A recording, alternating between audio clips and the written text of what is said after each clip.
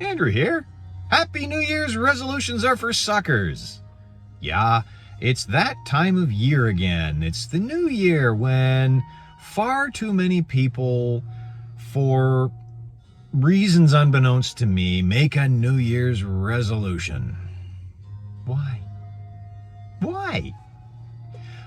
First question, what is so special about January 1st that now is the time you're going to resolve to get in shape or lose 20 pounds or quit smoking or whatever the hell it is that you've resolved to do? What makes this day special? I mean, I get maybe your birthday. I mean, it is actually commemorating something. Although for me, birthdays aren't particularly special. They're just, every day you're a year older than you were a year ago.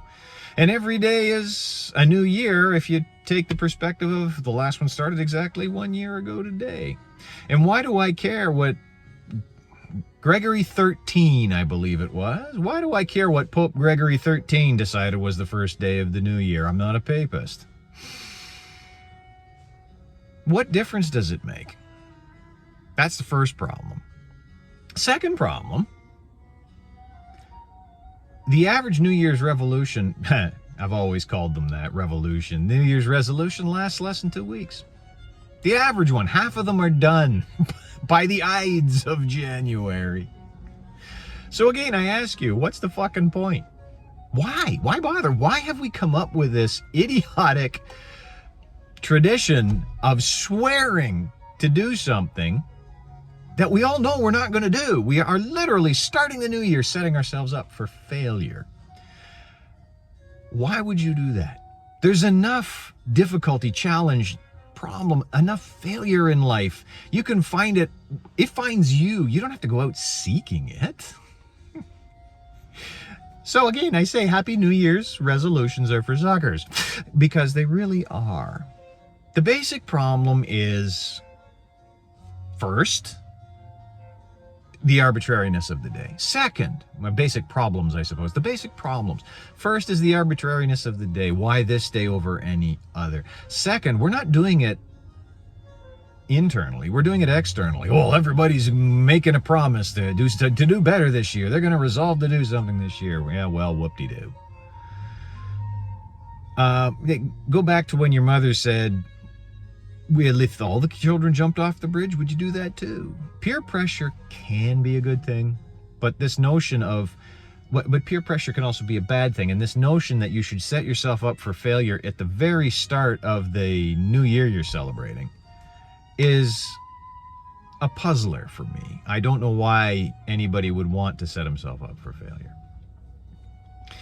Then there comes the simple how. I'm gonna get in shape. How? I'm gonna join a gym. Okay. How is joining a gym gonna get you in shape? Well, I'm gonna go to the gym. How often? Well, I'm gonna go 3 times a week. When? And the deeper you dive, the deeper you dig, the more questions you ask. How are you gonna do that? How are you gonna do that? The easier you see. If you do not have 3 blocks of time set out in your life, in your week, where you can go to that gym where you're going to buy that membership, and you have already made the decision to go, hell or high water, rain or snow, sleet or shine, doesn't matter, you're not going to do it. And if it's something like getting in shape, you're going to run into delayed onset muscle soreness. DOMS is a harsh taskmistress. I went back to yoga after a summer off. I take summers off yoga to kayak and fish a lot. I came back in September, and one of my fellow yogis said, "Oh, hey, I haven't seen you in a while, Andrew." And I said, "Yeah."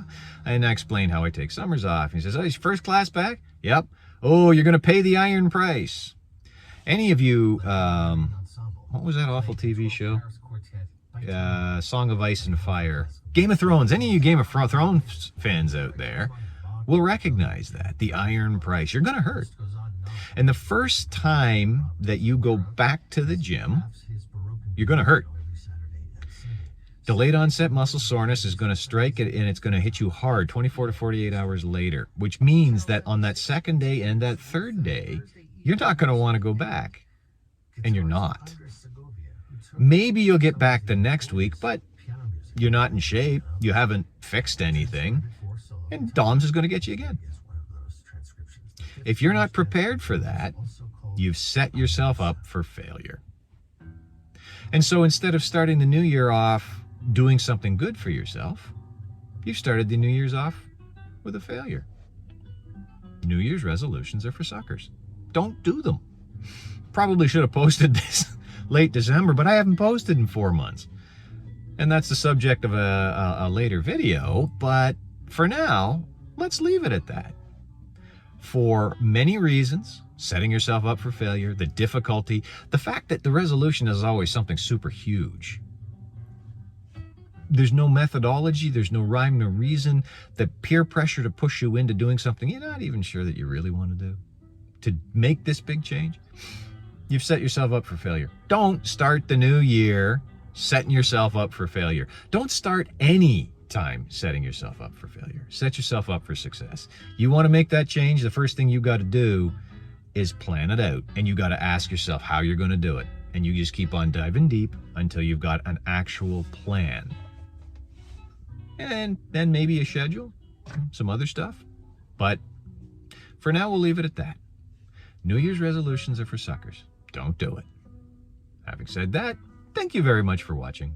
That was my time. Now is your time. And in the meantime, don't make a New Year's resolution. And take care of yourself. And you'll see me soon. I hope.